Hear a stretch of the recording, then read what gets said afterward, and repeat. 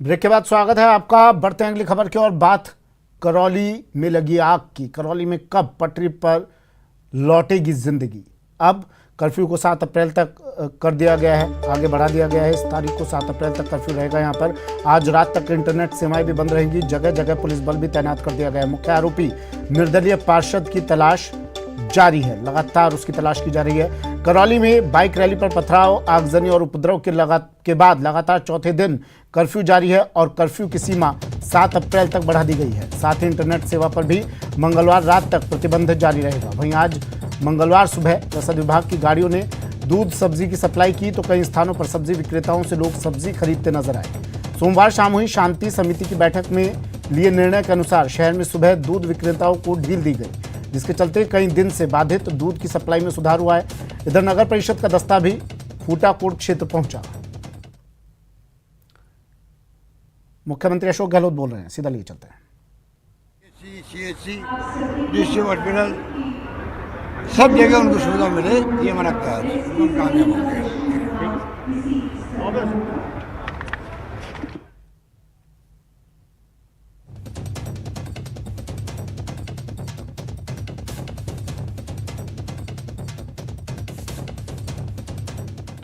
मुख्यमंत्री अशोक गहलोत सवाई मानसिंह अस्पताल में पत्रकारों से बात करते हुए आईपीडी टावर का शिलान्यास किया उन्होंने आज। और सबसे बड़ा टावर होगा ये देश में, 24 मंजिला टावर होगा, 1200 बेड होंगे इसमें। और जाते हुए मुख्यमंत्री ने पत्रकारों से बात करते हुए बात फिर से करौली की कर लेते हैं। कर्फ्यू जारी है, लगातार चप्पे चप्पे पर पुलिस बल तैनात है। उपद्रव के बाद चौथे दिन भी कर्फ्यू जारी है और अब इसकी सीमा 7 तारीख तक बढ़ा दी गई है। प्रतिबंध मंगलवार तक इंटरनेट सेवा पर भी आज रात तक जारी रहेगा और अब लोगों तक दूध सब्जी की सप्लाई भी शुरू कर दी गई है। लोग अब सब्जी विक्रेताओं से सब्जी खरीदते भी नजर आए। पटरी पर लौट रही है जिंदगी, लेकिन अब भी शांति है, तनावपूर्ण शांति यहाँ पर है। सोमवार शाम हुई शांति समिति की बैठक में लिए निर्णय के अनुसार शहर में सुबह दूध विक्रेताओं को भी ढील दी गई, जिसके चलते कई दिन से बाधित दूध की सप्लाई में सुधार हुआ है।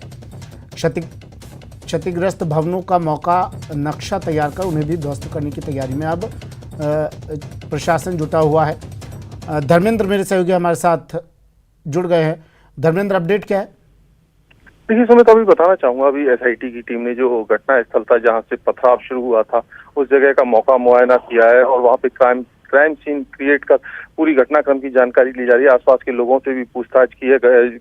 एसआईटी की टीम जो गठित की गई थी, एएसपी किशोर बुटोलिया के नेतृत्व में पूरी टीम वहां पहुंची है।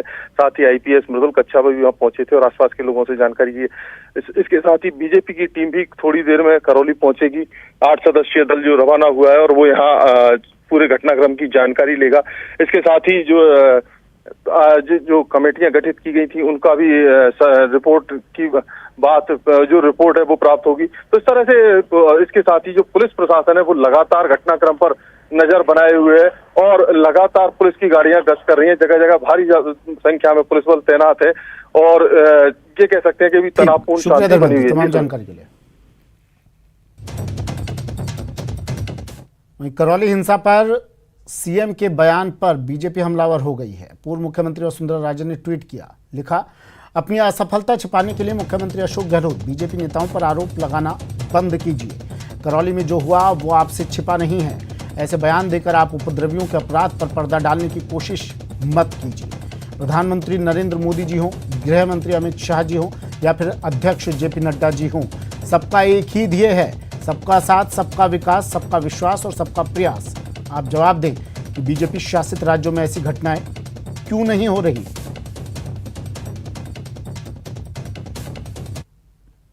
वहीं करौली हिंसा पर बीजेपी लगातार हमलावर है। उपनेता प्रतिपक्ष राजेंद्र राठौड़ ने भी आरोप लगाया, कहा कि पथराव सुनियोजित षड्यंत्र था, छतों पर पत्थर जमा किए गए थे, इंटेलिजेंस का फेल्योर था। सीएम का बयान भी गैर जिम्मेदाराना है, हमें रोका तो हम गिरफ्तारी देंगे। राजेंद्र राठौड़ ने ये तमाम बातें कही। साथ ही कहा कि हर पीड़ित पक्ष से जाकर हम लोग बात करेंगे। करौली में हुई सांप्रदायिक घटना के बारे में जांच करने के लिए करौली जाएगा। करौली की घटना के 4 दिन पश्चात इसलिए जा रहा है ताकि प्रशासन को व्यवस्थाओं को सामान्य करने के अंदर किसी प्रकार का व्यवधान ना पड़े। बड़ी विडंबना है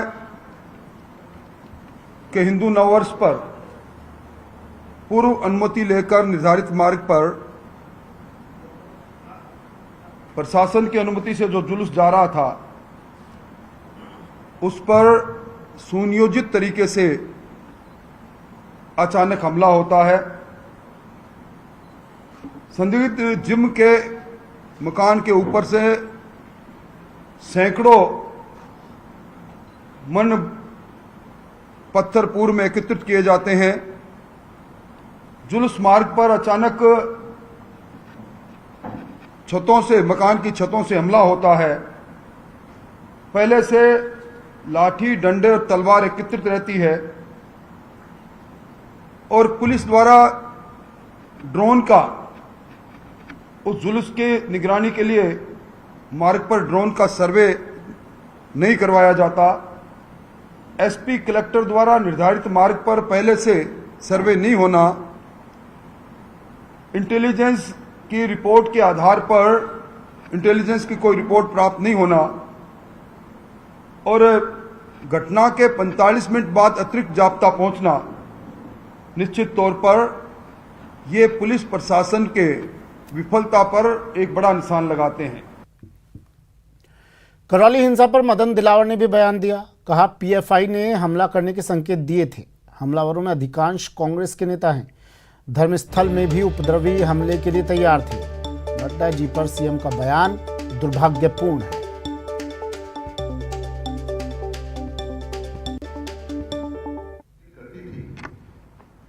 इन्होंने नववर्ष की खुशियां मनाई, जुलूस निकाला, तो हम इसके ऊपर हमला करेंगे, क्योंकि उन्होंने सतर्क रहने की बात कही थी। क्योंकि आज तक कभी भी हिंदू समाज ने किसी के द्वारा भी जुलूस निकाला गया हो तो ये नहीं कहा गया, न इस प्रकार की चिट्ठी लिखी, लेकिन उन्होंने चिट्ठी लिख करके संकेत दिए थे कि हम हमला करेंगे। और उसका ताजा उदाहरण यह है कि इस हमले में अधिकांश कांग्रेसी नेता थे। वहां के सभापति के बेटे अमीमुद्दीन, एक वहां का पार्षद है, एक कांग्रेस का नेता है जो बाबू छाप बीड़ी बनाता है। ऐसे कई सारे लोग थे। छतों पर जिस प्रकार का बताया है कि उन्होंने पत्थर, तलवारें और इकट्ठे किए थे, उसके साथ साथ मस्जिद में भी इकट्ठे किए थे। और क्योंकि वह जो रास्ता था और बहुत चौड़ा नहीं था, सकड़ा था, लगातार उसमें हमले करके 30-40 लोगों को घायल किया है।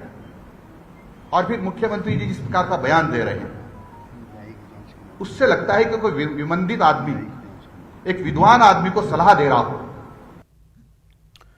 करौली हिंसा को लेकर बीजेपी सांसद सीपी जोशी ने एक बार फिर राजस्थान सरकार पर हमला बोला है। अमित शाह और जेपी नड्डा पर सीएम के निशाना साधने पर पलटवार करते हुए जोशी ने कहा कि शाह तो सीएम के सपने में आते हैं। उन्होंने कहा कि राजस्थान सरकार अपनी विफलता का दोष दूसरे पर मढ़ना चाहती है, लेकिन प्रदेश की जनता को हकीकत पता है। खुद कुछ नहीं कर पाते हैं तो दूसरे पर आरोप मढ़ने का काम अच्छी तरह से राजस्थान की सरकार बहुत अच्छी तरह से जानती है। कोविड में भी आप लोगों ने देखा होगा कि राजस्थान में कोई काम नहीं हुआ, न कोई मैनेजमेंट था, और कहीं कमियां दिखती तो सीधे दिल्ली पर आरोप मढ़ते थे। और अभी भी कह रहे हैं कि प्रधानमंत्री जी के ऊपर आरोप लगा रहे हैं। प्रधानमंत्री जी ने तो 125 करोड़ लोगों को अपना एक परिवार के रूप में माना है और हर व्यक्ति को एकता के सूत्र में पिरोते हुए सबको मजबूत करने का काम किया है कि मेरा शरीर का एक भी अंग कमजोर होगा तो मेरा शरीर कमजोर होगा। लेकिन राजस्थान की सरकार को सोचना चाहिए, अपने गिरबान में डालना सोचना चाहिए कि कहीं एक धर्म के लोगों को कार्यक्रम करने से रोका जाना और दूसरे धर्म के लोगों को कार्यक्रम से परमिशन देना, स्पेशल एक धर्म के लोगों को टारगेट करके उनके मंदिर तुड़वाना, ये राजस्थान की सरकार को सोचना मंथन करना चाहिए कि दिल्ली की सरकार तो ठीक कर रही है, भारतीय जनता पार्टी के नेता हमेशा पूरे देश को एक परिवार मानकर चलते हैं। क्या ये काम राजस्थान सरकार ठीक से कर पा रही है? क्या गृह मंत्री अमित शाह पे निशाना साध रहे हैं जो वहां जयपुर में बैठे बैठे, क्या कहना चाहेंगे? देखिए, उनको तो रात को भी अमित शाह जी का सपना आता है, इसलिए वो एक ऐसी सरकार है जो पायलट विहीन सरकार है। जिस सरकार का पायलट चला गया, बिना पायलट के सरकार चल रही है, तो इनको अपने गिरिबान में झांकना चाहिए। करौली में बाइक रैली पर पथराव, आगजनी और उपद्रव की स्थल का जायजा लेने एसआईटी की टीम हटवाड़ा बाजार पहुंची, जहां टीम ने क्राइम सीन क्रिएट कर मौका मुआयना किया। साथ ही आसपास के लोगों से एसआईटी टीम ने बातचीत कर घटनास्थल का जायजा लिया। बस्तर पर आयोजित बाइक रैली पर पथराव और आगजनी की घटना के बाद करौली में तनावपूर्ण शांति है, लगातार कर्फ्यू जारी है। हम यहाँ पहुँचे हैं क्राइम स्थल पर, जहाँ पर पथराव की शुरुआत बाइक रैली पर हुई थी। बाइक रैली पर पथराव के जिस घर से शुरुआत हुई थी, ये वही घर है जहाँ पर जिम है, यहाँ पर उसका जो आरोपी है उसका एक कार्यालय भी है, दुकानें हैं, और इसके बिल्कुल ठीक सामने ही ये आरोपी का घर है, जो यहाँ आरोपी रहता है, जो आरोपी है मतलूब अहमद, जिसको इसका आरोपी बनाया गया है, जो निर्दलीय पार्षद भी है, ये उसका घर है सामने ही। यहाँ आज भी घटना स्थल पर देखें तो पथराव के निशान मौजूद हैं, यहाँ जगह जगह पत्थर पड़े हुए हैं सड़क पर। हालांकि पुलिस और नगर परिषद द्वारा घटना के बाद साफ सफाई की गई है, लेकिन आज भी यहाँ जो घटनाक्रम हुआ उसके निशान मौजूद हैं। पुलिस के आला अधिकारियों ने यहाँ क्राइम सीन क्रिएट करने के लिए पहुँचे हैं और लगातार आसपास के लोगों से पूछताछ कर रहे हैं। यहाँ लगातार जांच पड़ताल की जा रही है। आप देख सकते हैं अभी कुछ लोग यहाँ से गुजरना अब शुरू हुए हैं। आज चूँकि एग्ज़ाम थे तो कुछ लोग यहाँ से गुजर रहे हैं, लेकिन आज भी पुलिस बल मौजूद होने के बाद भी इस क्षेत्र से लोग गुजरने में डर रहे हैं। कर्फ्यू जारी है। धर्मेंद्र शर्मा, न्यूज़ 18 राजस्थान, करौली। करौली में हिंसा और आगजनी के दौरान राजस्थान पुलिस के जवान नेत्रेश शर्मा ने जान पर खेलकर मासूम बच्ची और महिलाओं की जान बचाई। आग के बीच मासूम को बचाते हुए जवान की तस्वीरें काफी चर्चा में हैं। अपनी जान की परवाह किए बिना अपनी ड्यूटी निभाने वाले कांस्टेबल नेत्रेश शर्मा से करौली संवाददाता धर्मेंद्र शर्मा ने की बातचीत।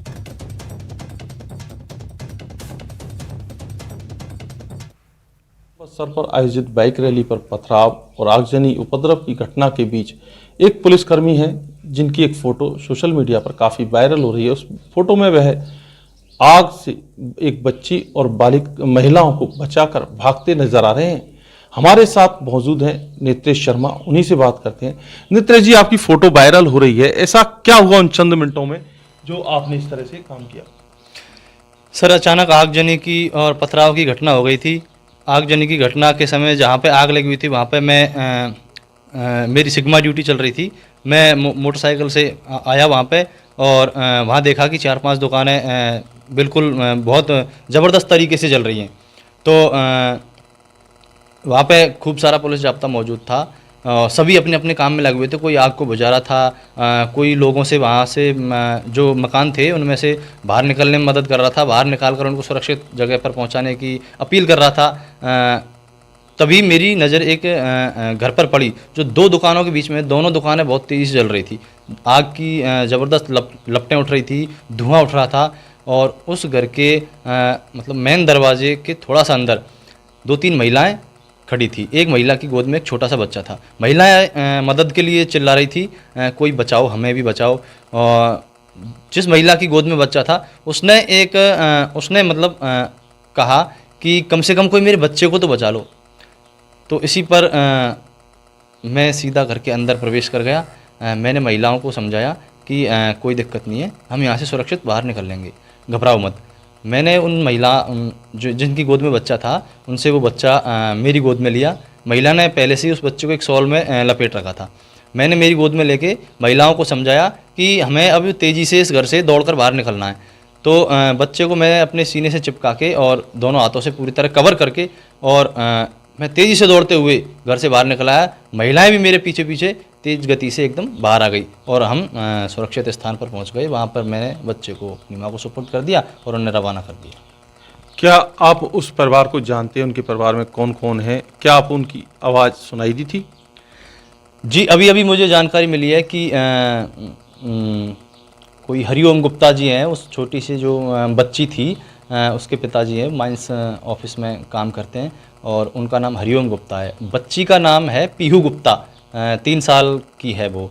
और जानकारी मुझे नहीं है। और उस समय तो उसकी माँ की आवाज़ मुझे सुनाई दी कि कोई कम से कम मेरी बच्ची को तो बचा लो। देखिए, आपने सेंस ऑफ ड्यूटी की बात की थी। तो पुलिस अपनी सेंस ऑफ ड्यूटी के लिए ही हमेशा बदनाम है, उसकी हमेशा क्रिटिसाइज की जाती है, मदद नहीं करने के लिए भी विख्यात है। क्या कहना चाहिए? नहीं सर, ऐसी बात तो नहीं है। सिर्फ पुलिस ही है जो पीड़ितों की मदद करती है। और हाँ, हो जाता है, आरोप प्रत्यारोप पुलिस पर लगते रहते हैं, लेकिन ऐसी बात नहीं है कि पुलिस मदद नहीं करती है। देखिए, आप एक बड़ी बात जो है कि आग इतनी तेजी से कैसे फैली? जी, जिन दुकानों में आग लग रही थी वो वहाँ पे सारी ही दुकानें लाख के चूड़ों की हैं, और लाख में आग बहुत तेज़ी से पकड़ती है, और दुकानें क्या है, सामान से खचाखच भरी हुई थी, और काफ़ी बड़ी बड़ी दुकानें थी, तो उनमें आग बहुत तेज़ी से बहुत जल्दी फैल गई। क्या आपके इस काम से पुलिस की छवि सुधरेगी? जी बिल्कुल, पुलिस की छवि पहले से भी सुधरी हुई ही है, और ऐसे काम अब से पहले भी मेरे बड़े भाइयों ने किए हैं और आगे भी करते रहेंगे, तो इससे बेशक पुलिस की छवि में और चार चांद लगते हैं, और मुझे खुशी है कि पुलिस की छवि को सुधारने में थोड़ा सा योगदान मैंने भी किया। ये थे नेत्रेश शर्मा, जिनका कहना है कि इनके इस काम से निश्चित तौर से पुलिस की जो छवि सुधर रही है उसमें और मदद मिलेगी, और ये अपनी ड्यूटी इसी तरह हमेशा करते रहेंगे। धर्मेंद्र शर्मा, न्यूज़ 18 राजस्थान, करौली। करौली हिंसा के बाद अलर्ट हुई अजमेर पुलिस ने असामाजिक तत्वों और सोशल मीडिया पर पैनी निगाह रखी हुई है। इसी के मद्देनजर सोशल मीडिया पर वायरल 3 साल पुराने वीडियो को पुलिस ने डिलीट करवाया और पोस्ट करने वाले की तलाश की जा रही है। इस वीडियो में दरगाह के सामने से हिंदुवादी संगठनों की ओर से वाहन रैली निकालते हुए नारेबाजी करते हुए देखा जा सकता है। अजमेर एसपी विकास शर्मा ने इस तरह के वायरल वीडियो से बचने की सलाह दी है और साथ ही से पोस्ट करने वाले की तलाश शुरू कर दी है।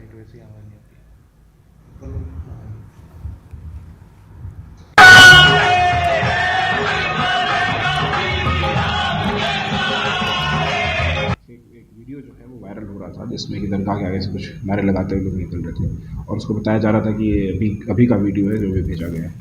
इस बारे में सत्यता यही है कि इस समय इस तरह की कोई भी घटना नहीं हुई है, और इस तरह के कोई भी लोग।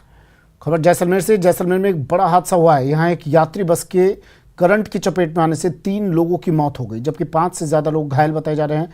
पोलजी डेयरी के पास यह हादसा हुआ। दुर्घटना की खबर मिलते ही पुलिस टीम मौके पर पहुंची और घायलों को अस्पताल में भर्ती करवाया। बस में सवार यात्री ने बताया कि वो और कुछ अन्य यात्री मंदिर से दर्शन करके लौट रहे थे, तभी यह हादसा हो गया। पुलिस ने 3 लोगों के मरने और 5 के घायल होने की पुष्टि की है।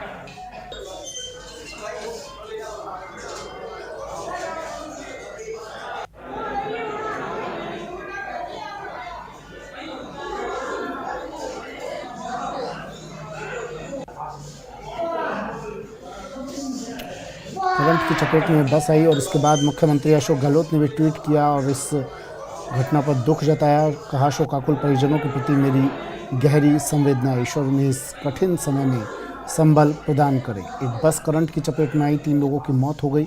मुख्यमंत्री ने इस पर शोक जताया, ट्वीट कर अपनी श्रद्धांजलि दी और कहा कि इस घटना पर बेहद दुख है। दुर्घटना में घायलों के शीघ्र स्वास्थ्य लाभ की भी उन्होंने कामना की। लिखा, जैसलमेर में बस में करंट से 3 लोगों की मृत्यु अत्यंत दुखद है। शोकाकुल परिजनों के प्रति मेरी गहरी संवेदनाएं। ईश्वर उन्हें इस कठिन समय में संबल प्रदान करे। और घटना की सूचना मिलते ही मौके पर पहुंची पुलिस ने घटनास्थल का मौका मुआयना किया और जांच शुरू की। इस हादसे से पूरे इलाके में हड़कंप मच गया, जिसके चलते घटनास्थल पर लोगों की भारी भीड़ इकट्ठा हो गई। पुलिस के मुताबिक अज्ञात वाहन की टक्कर से मृतक हुए 3 व्यक्ति फल्दी रामपुरिया क्षेत्र के रहने वाले थे। फिलहाल पुलिस मामले की जांच में जुटी है।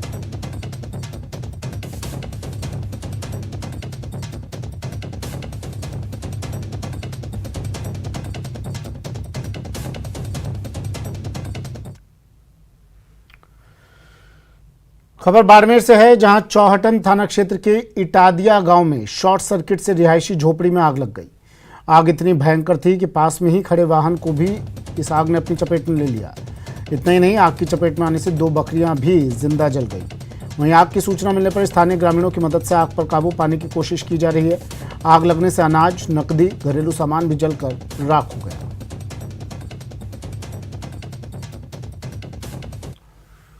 झालावाड़ जिले के डग कस्बे में एक किराना स्टोर में भीषण आग लग गई। देखते ही देखते आग ने पूरी दुकान के साथ साथ वहां खड़े 2 ट्रैक्टर को भी अपनी चपेट में ले लिया।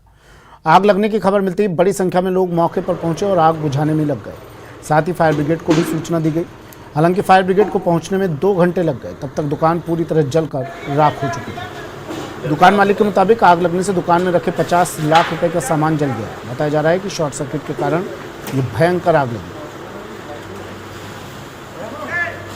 मामला क्या, फायर ब्रिगेड नहीं होने की वजह से इतना बड़ा हादसा हुआ है। शॉर्ट सर्किट से आग लगी, सब माल जल गया। कितना लगभग क्या मानते हैं दुकान में सामान फ्रीज और ये 70 के 50-60 लाख 50-60 लाख रुपए का। फ्रिज कितने थे दुकान में? 14 और 2 16। तो क्या आग लगने का कारणों का क्या पता चला? कुछ कारण रहा है? शॉर्ट सर्किट ही रहा होगा। 2 बजे तो मैं दुकान पे से गया और 3 बजे पूरी खत्म हो गया। रात में 3 बजे लगी दुकान में। राजसमंद में गणगौर की सवारी के दौरान उस समय हड़कंप मच गया जब हजारों की भीड़ के बीच 3 सांड घुस गए। सांडों के घुसते ही लोगों में अफरा तफरी मच गई। इस घटना ने एक बार फिर नगर परिषद की व्यवस्थाओं पर सवाल खड़े कर दिए।